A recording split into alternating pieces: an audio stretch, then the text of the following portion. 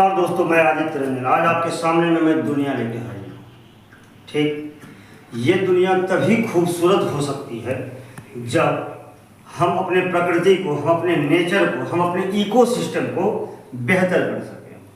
तो इस बार है क्या, इस बार हमारे अप्रैल के योजना अंक में इस बार इकोसिस्टम, पारिस्थितिकी तंत्र के बारे में बताया गया है।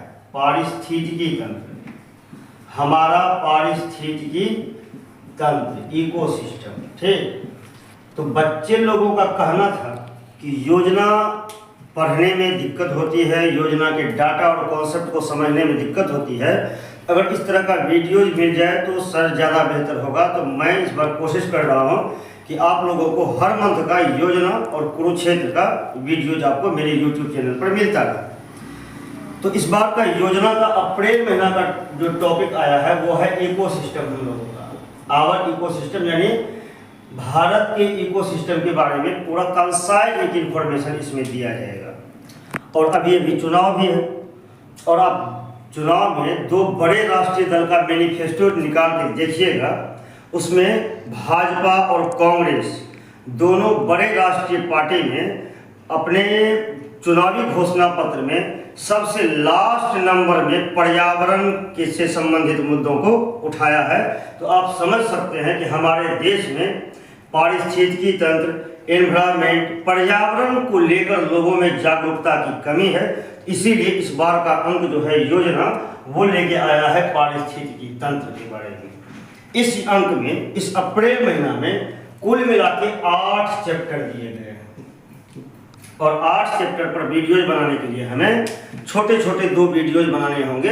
10-10 मिनट का वीडियो होगा। उसमें मुझे उम्मीद है कि आप लोगों का अप्रैल महीना का ये योजना खत्म हो जाएगा। ठीक, इस वीडियो में हम लोग करते क्या है कि सबसे पहले यह देख लेते हैं कि इस 8 चैप्टर में है क्या सब, और हमें आगे के वीडियोज में देखना क्या है।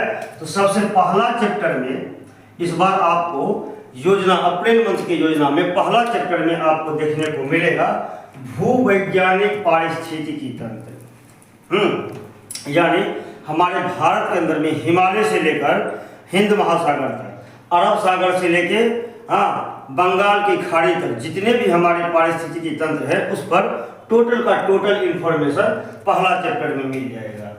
दूसरा चैप्टर जो है योजना के अप्रैल मंथ में, उस चैप्टर में शामिल किया गया है चोटी से लेकर घाटी तक, चोटी से लेकर घाटी तक पश्चिमी घाट के बारे में एक बेहतरीन इंफॉर्मेशन उस चैप्टर में शामिल किया गया है। और आप लोगों को पता भी होगा कि पश्चिमी घाट जो है वो एक बेस्ट इकोसिस्टम है, हॉट स्पॉट है भारत की।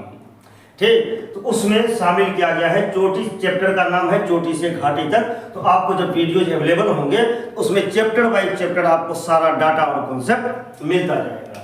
ठीक, तीसरा चैप्टर जो आता है इस बार के अप्रैल मंथ की योजना में, उसमें है मृदा पारिस्थितिकी तंत्र, यानी सॉइल से रिलेटेड।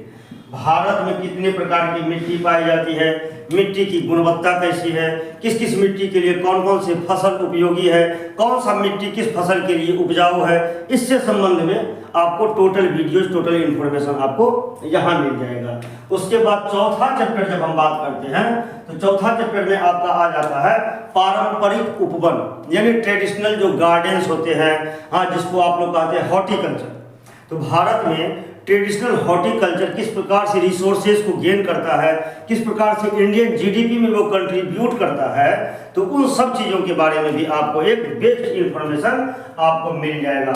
उसके बाद जब हम 5वां चैप्टर में आते हैं अप्रैल मंथ की योजना में, ध्यान रखना है अप्रैल मंथ की योजना में जब हम 5वां चैप्टर पर आते हैं तो ब्लू इकोनॉमी, ब्लू इकोनॉमी के नाम से एक चैप्टर है जिसमें कि हमारे, क्योंकि आपको पता है कि भारत जो है, भारत एक प्रायद्वीपीय भारत है और जो कि 3 साइड से वाटर बॉडी से घिरा हुआ है। इस वाटर बॉडी से हम कितने रिसोर्सेज को अवेलेबल कर सकते हैं, गेन कर सकते हैं, और क्यों इस ब्लू इकोनॉमी का आज के डेट में इतना ज़्यादा इंपॉर्टेंस हो गया है, हम लोग आगे की वीडियो में देखते चले जाएंगे। ठीक, छठा चैप्टर में जो हम बात करेंगे तो छठा चैप्टर इस बार अप्रैल की योजना में आर्द्र भूमि और रामसर सम्मेलन, यानी वेटलैंड्स एंड रामसर कन्वेंशन के बारे में पूरी की पूरी एक शानदार इंफॉर्मेशन आपको इस वीडियोज में देखने को मिल जाएगा।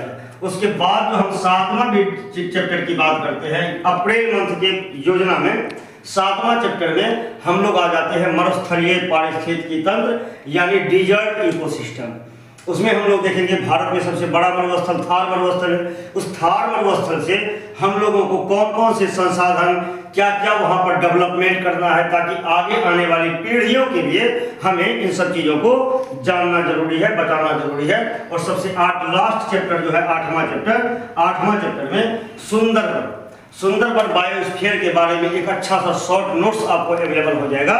तो मैं कहूँगा कि अब आप लोगों को योजना और कुरुक्षेत्र के लिए और साथ साथ करेंट अफेयर्स के घटनाओं के लिए आपको ज़्यादा परेशान होने की ज़रूरत नहीं है। आप हमारे YouTube चैनल्स को फॉलो करिए, आपको मंथली योजना, कुरुक्षेत्र और करंट अफेयर्स पर इंफॉर्मेशन मिलता रहेगा। ठीक है।